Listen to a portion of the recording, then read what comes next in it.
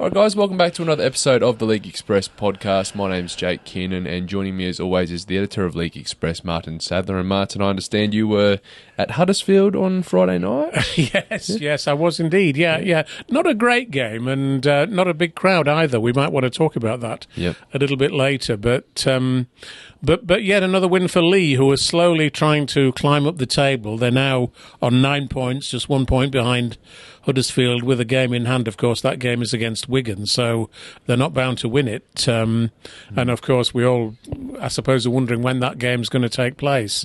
I suggest it might be the international weekend at the end of June. But yes, not a great game. 22 penalties in the game. James Vella was refereeing. He was, very tight on discipline, maybe a bit too keen, really. Yeah. 4 players, including 3 from Leigh, who were sin-binned. But Leigh played very well and were in the lead almost for the whole game. Huddersfield looked as though they might catch up late on in the game, but they only, they scored, a fairly late try through Kevin Nagama on 77 minutes, but just couldn't then get the extra 6 points to lower the 6 point deficit. So, not a great game, but Huddersfield certainly urgently need to find a way to win at home, and they need to find a way to attract more supporters, to be blunt about it, because the declared attendance was 4,385, and that's not good enough for Super League. No. So that's 5 in a row now that they've lost Huddersfield, I believe. Yes. They had that great Challenge Cup win against Catalans. 34 points, I think they scored in Perpignan.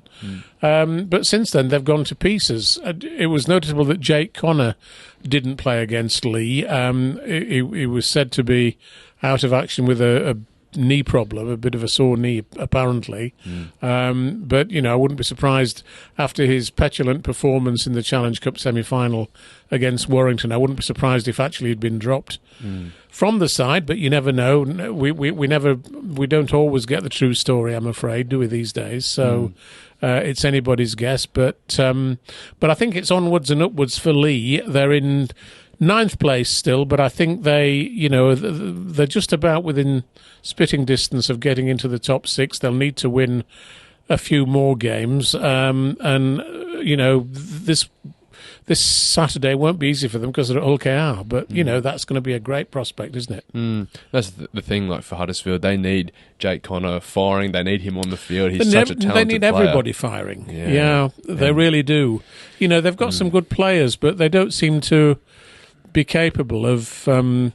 Their attack is so limited, particularly without Connor. That's the trouble. With the players they've got, it's difficult to know what they're going to do about it. No, absolutely. All right, well, we will jump into some of the other matchups as well, mate. So on Friday we had Castleford 30 defeated Hull FC 22. I thought that was the most enjoyable game of the weekend to watch, actually, if I'm really honest about it. And, Castleford...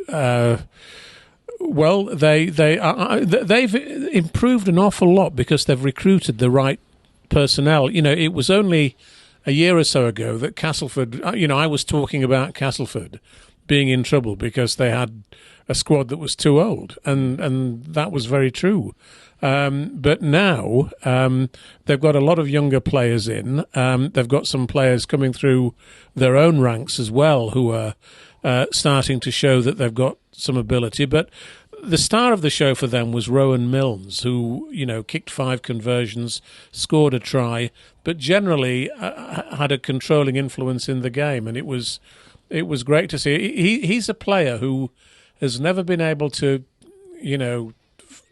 find a regular starting spot at any other club. He was at Hull KR, of course, but he could never quite force his way in to become a regular starter. But he now is in that situation at Castleford. I think a very talented player, and they were a bit too good for Hull, although Hull did come back late in the game. They were 30-10 down and they scored 2 fairly late tries. Tiaki Chan, the Wigan player who was on loan to Hull, he scored one, and Jake Truman scored the final try. And they've got some good young players at Hull themselves. You know, this young lad Logan Moy looks very slightly built, actually, to me at fullback. He needs to broaden out perhaps a little, and I hope they don't play him too often because, you know, I think, you know, if we're not careful, he'll pick up a one or two bad knocks, you know, from trying to stop some of the giants on some of the other teams that Hull might be facing, but looks very promising, and they've got a whole host of players, I think, at Hull, juniors who've got the potential to do well for them. But what they need are one or two experienced players who can really give them a lot of guidance on the field and keep them out of trouble. You know, exert a bit of you know, toughness really against opponents and deter the opponents from trying to target some of their younger guys. That's right. And as you said with Logan, they really just have to nurture him because this is one of those players who he's come up through the Hull system. He wants to stay at Hull. I believe they've just locked him in for a further 3 seasons. Yes, they have, yes. So, you know, as you said, they've got to really nurture him and just sort of give him a little taste of first grade, and try not to rely on him to get them out of this rough period that they're in. Well, it was interesting that they gave Jack Charles a rest on last Friday night. The young halfback who's, I think's had a very promising start to his Hull FC first grade career. They decided to just have him in the 21-man squad, but leave him out of the 17-man squad that played the game, and I think that was probably a good thing for the same reason as was with Logan Moore.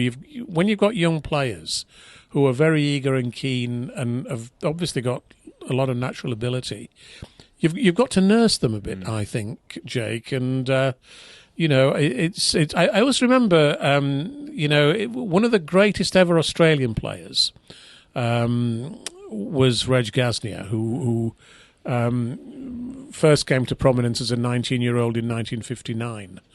But Reg Gasnier, his father, Bill Gasnier, I always remember reading, Reg Gasnier was a schoolboy sensation. Even from the age of 15 or 16, he was way ahead of everybody else in his year group. But he signed for St George, the great St George team in Australia, in the late 1950s. But his father, Bill, wouldn't allow them to play him until he turned 19.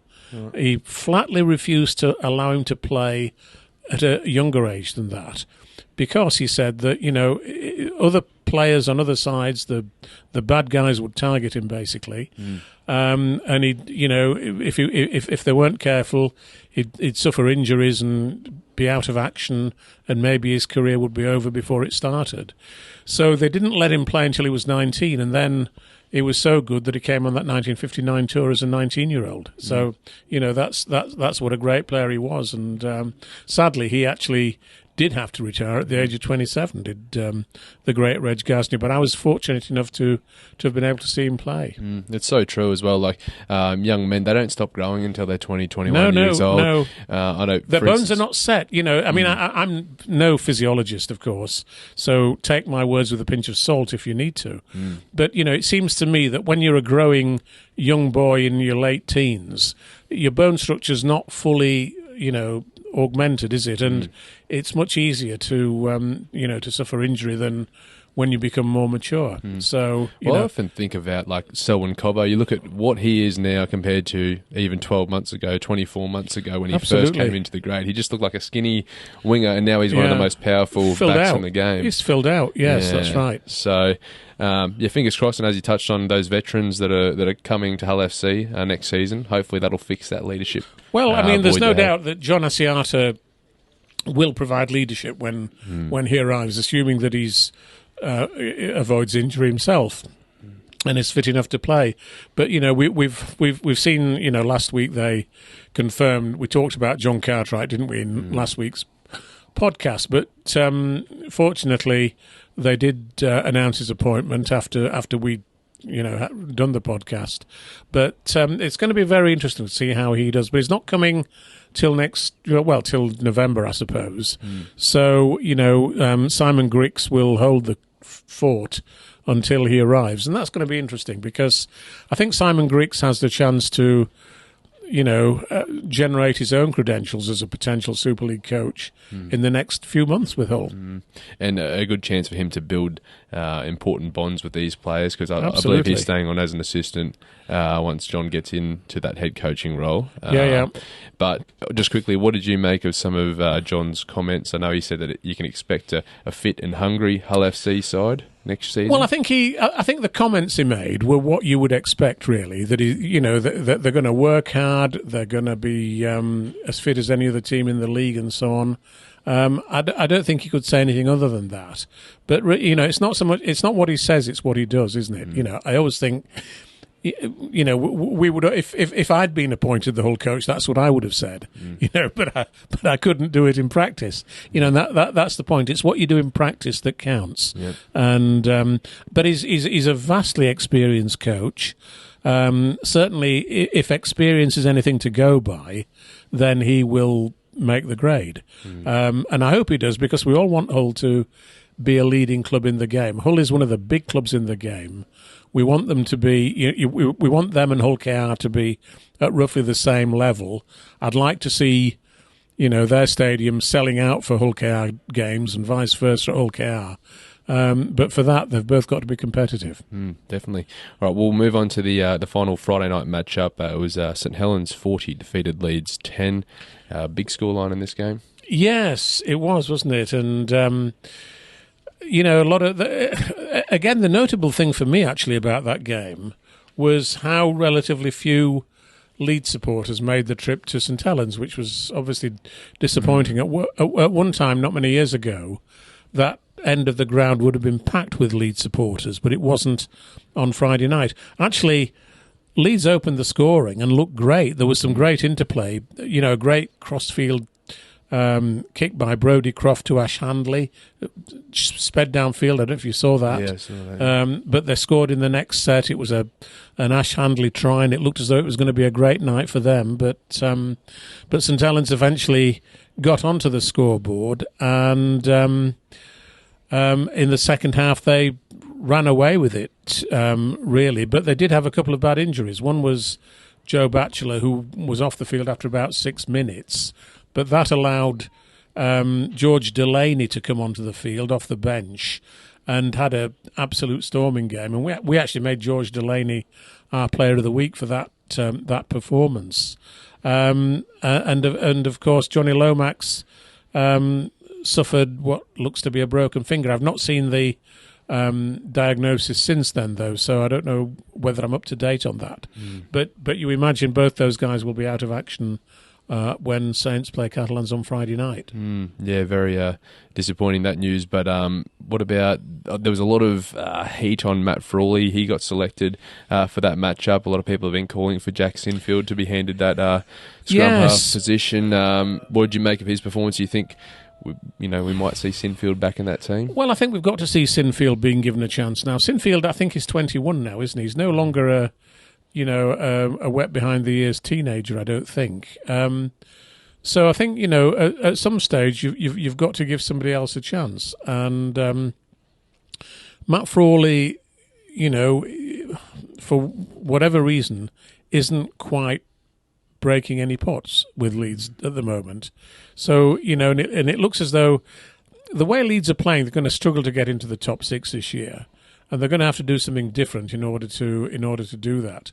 I think to have Sinfield partnering Brodie Croft at halfback, with Brodie Croft, the guy who will be calling the shots in that case, I think that's the way to go for Leeds. But whether they'll do that, who knows? Only Rowan Smith knows whether he'll take that step. Well, that's it. We've had Gary Schofield on the podcast a few times now. He's very vocal in not showing faith and loyalty in the the imported players. Absolutely, he wants to see Jack Sinfield get a run. So we'll see what the team lists bring this weekend.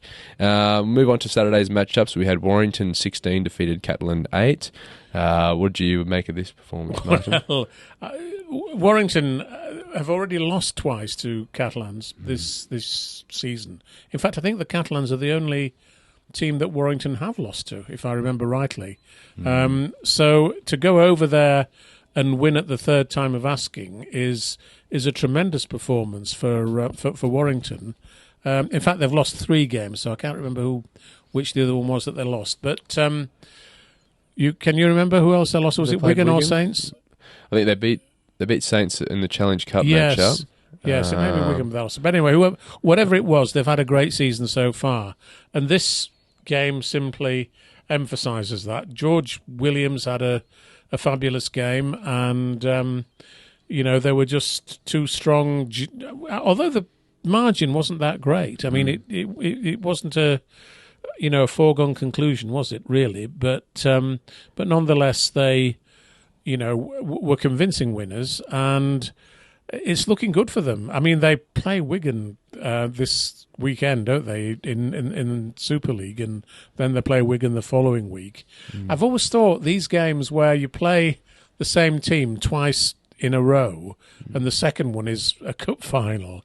How do you select your team? How do you plan your tactics for that first game? Do you go at it hell for leather and just try and win anyway, as you normally would, or do you give a few players a rest? Do you what do you do?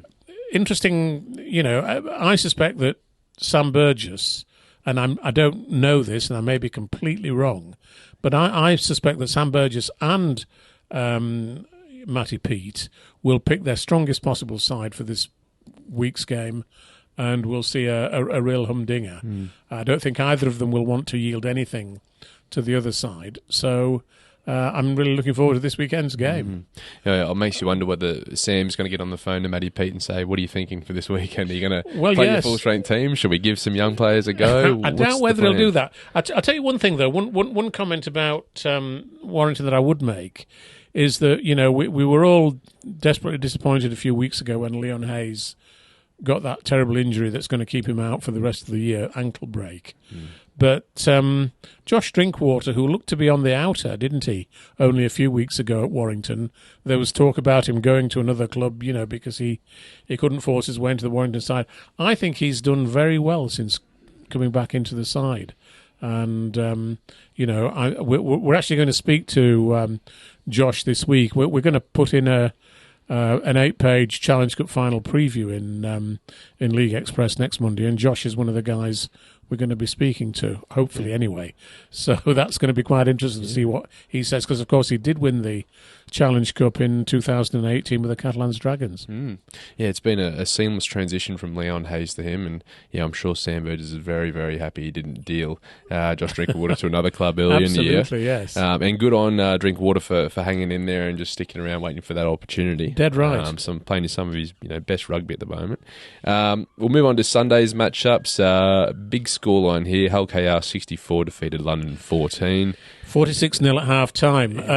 Actually, when I've looked at the highlights of that game since then, I would have been really tempted if I'd seen them earlier to make Niall Evalds the Player of the Week in League Express, because in that first quarter of the game, he was absolutely sensational for Hull KR, and he was the man who really was behind them pulling out to such a big score, 22-0 after about 15 minutes, which killed the game really, as a competitive encounter. And Hull KR were just tremendous, really. They certainly bounced back from their Challenge Cup semi-final disappointment. And London, I thought London, I didn't think London would beat them, but I thought they would give them a tighter game than they were able to in the end. I think they're missing James Meadows, though, and obviously one or two other players at London Broncos, so that's disappointing for them. But they've just got to keep battling away. And credit to London, that second half, obviously, they 46-0 at half-time, like you mentioned, but then, they only allowed 20 points in the second half. They scored 14 themselves, so a much closer. 18 points, actually. 18-14 the second half score. Yeah. Yes, they did improve in the second half, but of course by then the game was effectively gone, wasn't it? So that's my bad mathematics here. That's why I picked journalism as a career. No maths involved. No, that's right. But Yeah, so, yeah, I guess no real surprises there, the whole KO won, but, you'd like to see a bit more of a tighter scoreline. But Indeed. We'll move on to the final matchup. Wigan 26 defeated Salford 6. This was a scoreline that I more or less expected, actually. In fact, I did predict a 20-point margin in the media tipping competition, so I got bonus points for that one, Jake. But yeah, Wigan's pack is just too strong for Salford, really, or was too strong, and behind that pack they had a half-back combination of Harry Smith and Bevan French. Gosh, that's a hard combination to beat, isn't it? And Salford weren't able to do it, and in addition they suffered an injury setback to Mark Sneed with a bit of a controversy about him going off the pitch and being green carded and so on, which I'm not quite sure exactly what happened there. But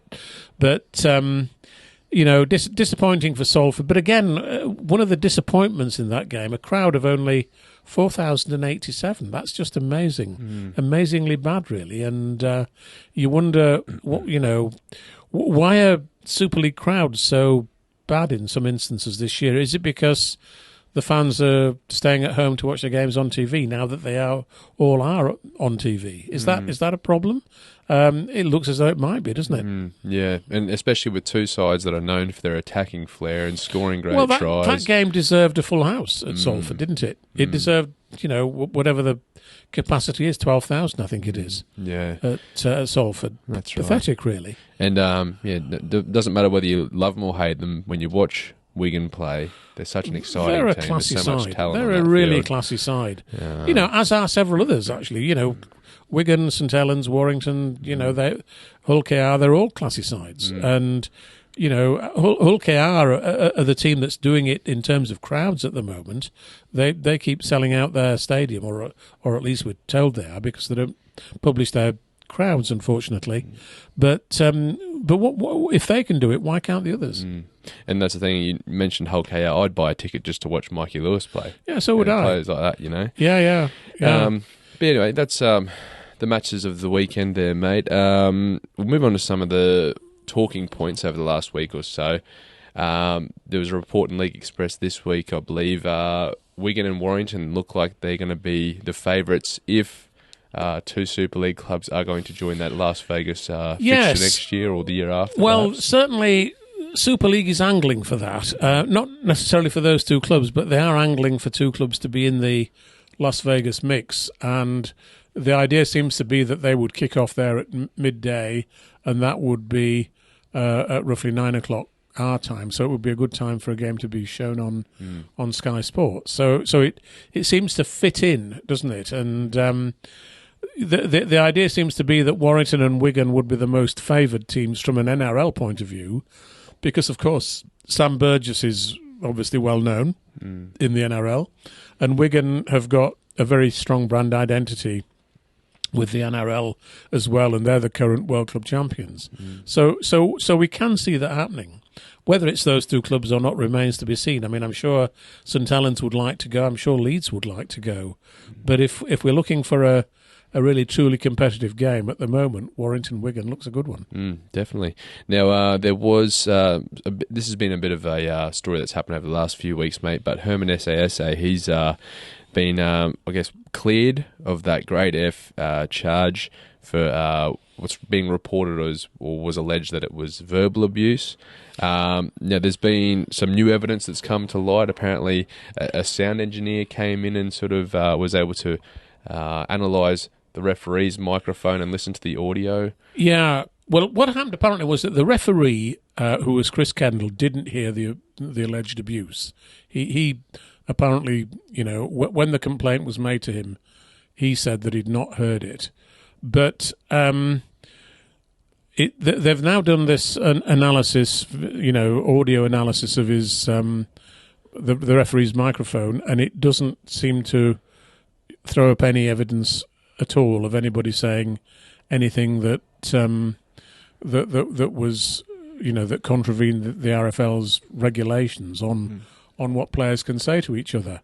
So in those circumstances, the only thing you can do is to say that, well, we can't convict Herman because there's no evidence that he actually made those comments that were alleged, whatever they were. And the thing is, none of us really know what the alleged comments were anyway, so we don't know whether, what London were alleging he did say. So of course it's when it's that innocent until proved guilty business, and thank goodness we do have that rule in our sport. So he's been effectively found not guilty of the offence. But London Broncos, interestingly enough, have put out a statement, haven't they? Yeah. Saying that they're not happy with the decision, and they say we stand behind our player and fully support him and his welfare. Do we know who that player was? I'm not absolutely sure who it was. No, not sure. But whatever. They say as a club we support equality, diversity and inclusion, which is fine. But also, I hope they support justice as well. And I hope they also recognise that, in order to find someone guilty, there has to be proof of guilt, not just hearsay. So, whether that will go any further, I don't know. And I would rather doubt, actually, to be honest. Yeah, and just this line here is quite telling, the RFL statement, that this evidence is compelling and contradicts the basis of the original allegations. Yes. So they're quite confident in the evidence that they have. Well, yes. I mean, they've gone to some lengths to try and get to the bottom of it, and when they've got to the bottom of it, they've found that nothing much is there. Yeah, and you do feel bad for Herman, especially under the premise that he is innocent. His name's been tarnished in all of this, and a lot of people have had their say on him and the alleged offence. So, well, the trouble is in rugby league, there's a tradition in rugby league of players sledging each other. It goes back, back to 1895. I'm fairly sure. So. But it's only in relatively recent years that certain language has been deemed to be totally unacceptable. And I'm sure that, when I was a kid growing up, there was a lot of language used by players that, if repeated today, would have them hung, drawn and quartered. But that wasn't the case in those days. And you've got a situation where you gradually evolve, and players recognise eventually that certain types of language are simply not acceptable anymore, and they have to come to terms with that.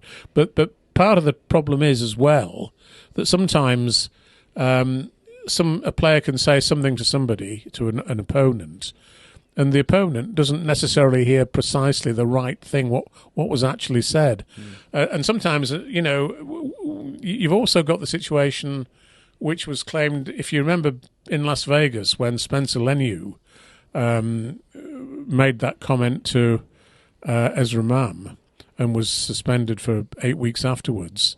Spencer Leniu insisted that he hadn't used that comment in a racial sense, but Ezra Mam heard it in a racial sense, and the NRL tribunal went with Ezra Mam in that situation, which I'm sure was a very steep learning curve for Spencer Leniu. So, you've got to realise that we live in different times to, the old days when virtually anything went, I suppose, you might say. Yeah, absolutely. We'll see what comes of that, and whether there's anything that follows with London's statement there, and whether they do. Well, who knows? It might do, but we'll just have to wait and see. Right, mate, so we've had some player movement signing news over the last week. Matty Nicholson, looks like he's heading down to Canberra. It does look like that, doesn't it? Yes, from Warrington. Yeah, well, I mean, you can't blame them, can you? When you look at the, somebody said to me the other day that, we print the results and crowd figures and tables from the NRL now on the inside back page of League Express. And somebody said it's a bit depressing to read their crowds and then to look at our crowds, because obviously they're a lot bigger, ranging from 42,000 at Brisbane to, down to about 15,000 at, or 13,500 was their lowest, I think, this weekend. But even there, that was at Cronulla, and that was a capacity crowd. So, it's not surprising that young players like Matty Nicholson are being attracted by the glamour that's associated with the NRL, but also obviously the financial rewards that come with it. They spend far more than we do on players, and obviously, if I were a young player in this country, I would be looking very carefully at what's on offer in the NRL.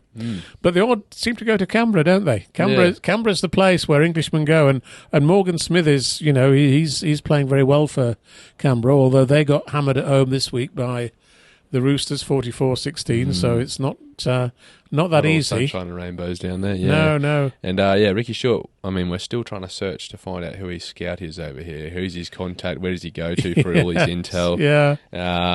I'm sure we'll track him down one day. Absolutely. Now, Tom Amone, he's signed with the Canterbury Bulldogs. He's going to be heading back down under. A great signing for the Dogs, but a big loss for Lee. I think, I think that's a smart signing for Canterbury. He's played extremely well for Lee. We had a piece about him with the Lee coach Adrian Lamb this week, in which Adrian did make the point that when he came back from injury this season, that seemed to coincide with Lee playing a lot better, and it was no coincidence. I don't think he's a hell of a middle player. So good signing for Canterbury in my book, and they're starting to do a bit better, aren't they? They are just on the edge of the playoffs now, in 10th place in the NRL, but they do seem to be. Cameron Ciraldo is at last getting some response from them after a very difficult first year last year. That's right. It hasn't been the easiest of, I guess, first or second seasons for him as a coach. But, they're starting to find their feet now.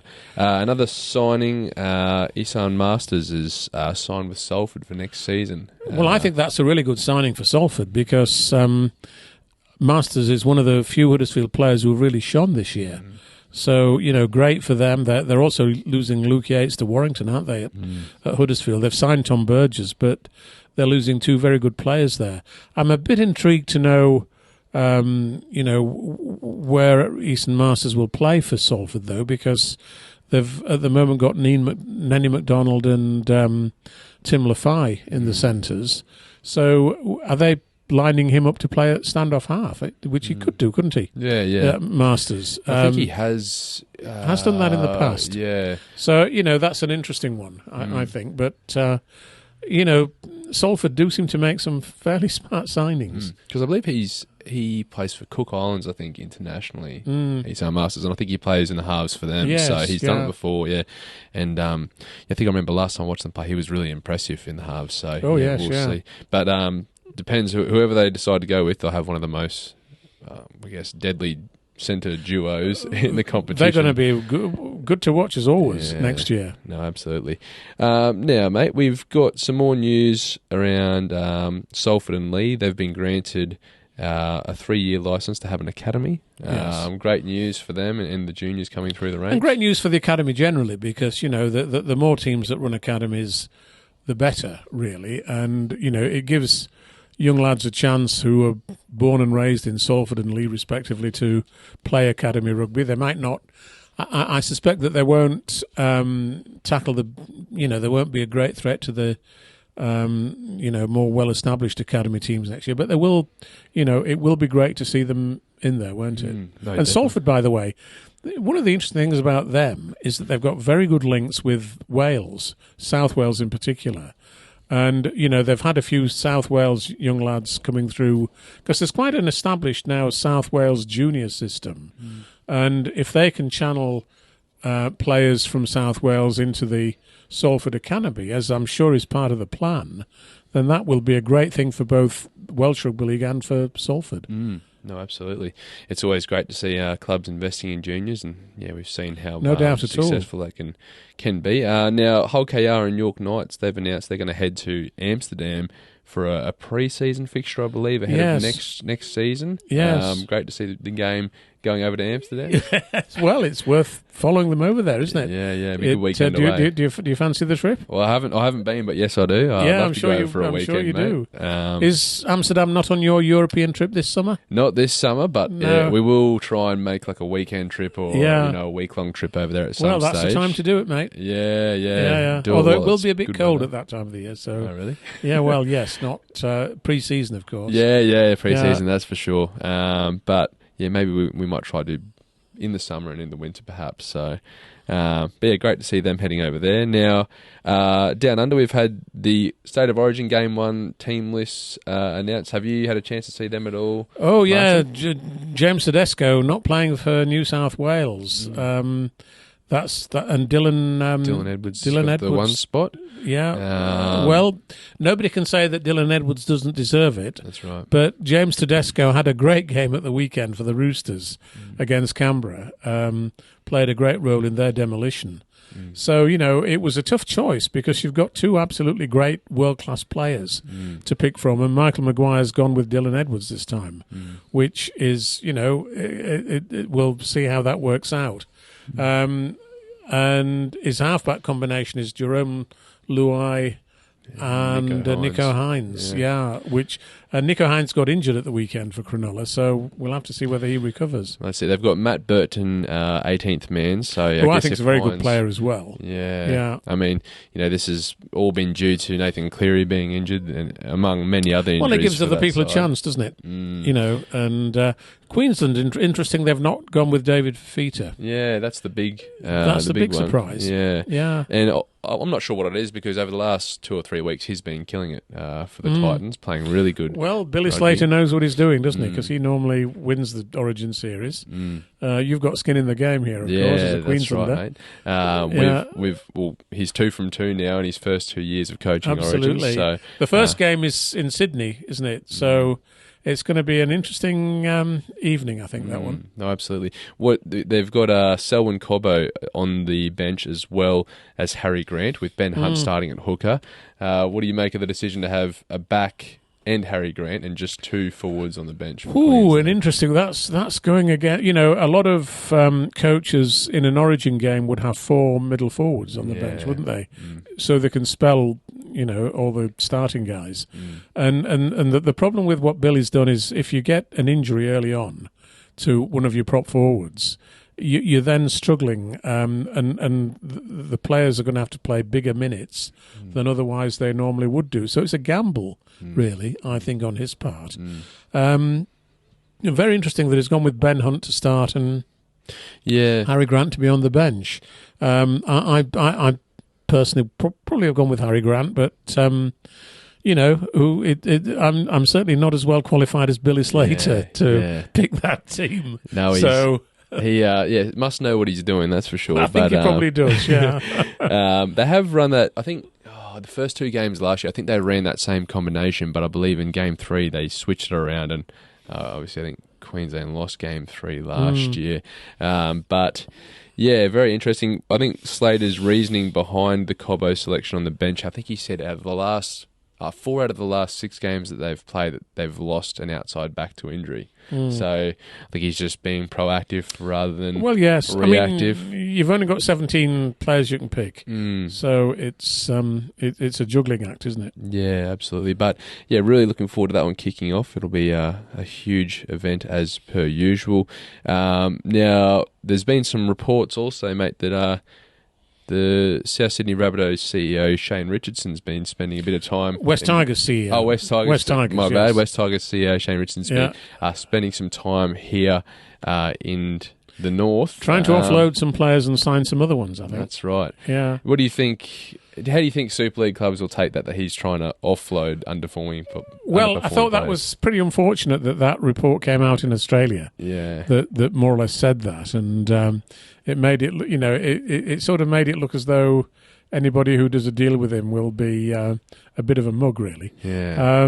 So I suppose he didn't welcome that, I imagine, but but he's a sharp operator, is Shane. But did you see also the comment that he made about the Las Vegas weekend? No, I didn't see No, that. he said it was Well, he used the F word and said it was an effing disaster. Really? Yes, which Wow. which was Contradicting the all the other most surprising reports. thing I've seen somebody say this year, really. Yeah. Because I certainly, you could call it many things, but not that. Yeah. I don't think. And I dare say that Shane has not made himself too popular with the NRL administration by making that comment. Yeah. So, and he said basically that West Tigers don't want to go to Las Vegas. They don't want to be one of the clubs that goes there. To which my response is, well, frankly, they probably wouldn't be one of the clubs that would be asked to go there, given what they've been achieving in the last 2 or 3 years. Yeah. So, we'll see what happens. God, yeah, that's surprising. I mean, hey, he might be in the know. He might have some sources behind the scenes that know things we don't. You never know. But, with all this talk about, British clubs going there and making it a triple header effectively, the NRL, they would expect probably a good 10,000 English fans to go over there if that were the case. And, they are hoping for a 60,000 crowd next year, which would be terrific, wouldn't it? I'm just thinking like the amount of fans that travelled with St Helens to get to watch the World Club Challenge in Australia. You'd have to think it's a much easier journey from here to Vegas than it is to Australia. Flight straight from Manchester into Vegas. Yeah, and I'm sure it would be. No, awesome, mate. We'll see what happens there. Johnny Bateman, do you think he'll end up back in the Super League? Yes, I think he will. I think somebody will sign him. I mean, he seemed to be one of those players that was, mentioned in that article about Shane Richardson offloading West Tigers players. I think one or two people over there seem to think that John Bateman hasn't played as well this year as in previous years, and obviously he's reaching the veteran stage, isn't he? So maybe he hasn't. I've not seen enough of them to know that for sure. But who knows? We'll see. Right, mate. Any other news items you want to touch on before we wrap up here today? Well, just one thing to say in the championship at the weekend, with 12 minutes to go, Swinton Lions were beating York Knights 22-0. 12 minutes to go. Yep. Final score, Swinton 22, York Knights 30. Wow. 30 points in the last 12 minutes, including, by the way, a last-minute try from Franklin Pele, who's there on loan from Hull FC, who, Hull have farmed out because, obviously, presumably they're not convinced that he's doing a great job for them. But that's a hell of a comeback in 12 minutes. To score 30 points in 12 minutes. Wow. Hell of an achievement. And the other thing that's worth noting outside Super League this week is in Betfred League 1, Keighley Cougars 28, Oldham 18. That's the first defeat of the season for Oldham. They were flying at the top of the table, but now they've lost a game, and Keighley are just ahead of them at the top of League 1. So, there's some interesting stuff to see whatever you're looking at in British Rugby League. And finally, congratulations to Barrow Raiders ladies team winning their first game in the Women's Super League. Yeah, wow. So, there's, Who was that over they were beating Featherstone 22 yeah. points to 10. Wow. Featherstone still haven't won a game either, in fact. But, still great for Barrow, very progressive club. And the Barrow first team beat Featherstone 25-12 on Sunday as well, which was a great result for them. So, there are some interesting games being played all over the place. Also, in terms of milestones, we had Tommy Makinson scoring his 200th career. Was it 200th? Let's just have a look. Where are we? 200th try for St Helens. Wow. So that was, great achievement for him. Danny Houghton, no, hold on, I've got the wrong one there. We'll yes. Just trying to, I think there was another one that I'd like, but I've forgotten now. So we'll bring it up next week. Yes. Yeah, awesome. Well, actually, just lastly, mate, I've got a little bit of trivia for you. Now, this you might not be across this one, but for the State of Origin this year, 2 players from the same club have been named captains for both teams. So obviously Daly Cherry Evans and Jake Trbojevic. Absolutely. When was the last time two players from the same club captained their state, and who was it? Ooh, golly, that's a... I'll give you the year. 2000. It was the year 2000. 2000. I'm just trying to think. That was that a year that Queensland won it? I believe maybe. No, you'll have to. From the Roosters. I was going to suggest that might be the case. Gosh, who was captaining the Roosters in 2000? No, you'll have to tell me. Brad Fittler and Adrian Lamb. Oh, right. Adrian captaining Queensland. Yep. Oh, we ought to get a piece with Adrian then, previewing Previewing the Origin this year then, didn't we? That was one of the trivia questions doing the rounds in Australia over the last week or so. Well, my memory isn't quite strong enough to be able to answer that one. No. You do have a very good memory, though. Like some of the trivia questions you're rattling off the other day. Sometimes, yeah.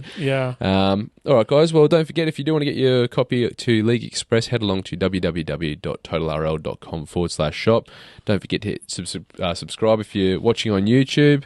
We'll do it all again. And don't forget to buy League Express next Monday with a full Challenge Cup final preview. Yeah, that'll be good. A nice little bonus for our readers. Great. All right, mate. We'll do it again next week. Cheers, Thank Martin. you, Jake. Cheers, Thanks, mate.